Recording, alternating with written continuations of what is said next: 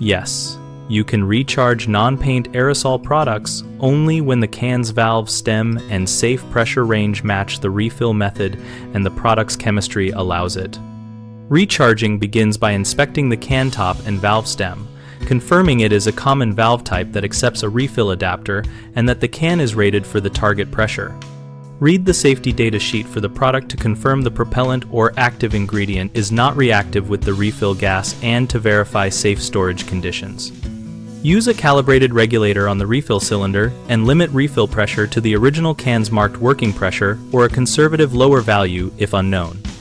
Overpressure is the leading cause of ruptures. Purge the adapter and hose line briefly to avoid contaminating the product with moisture or oxygen, then attach the adapter firmly and add propellant slowly while monitoring can temperature.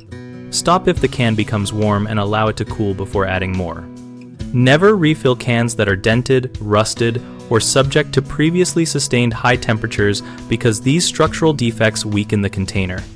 Store refilled cans upright, label them clearly with the refill date and propellant used, and dispose of any can that shows bulging, leaks, or unusual odors.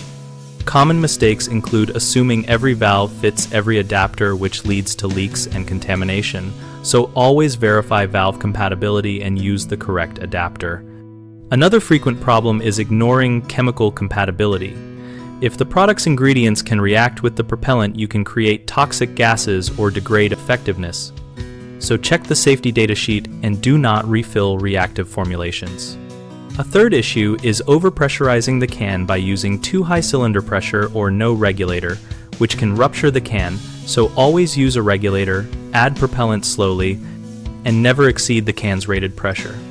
BigHomeProjects.com helps homeowners locate local contractors suited to maintenance tasks like aerosol servicing and replacement, and we help contractors find project opportunities in their area.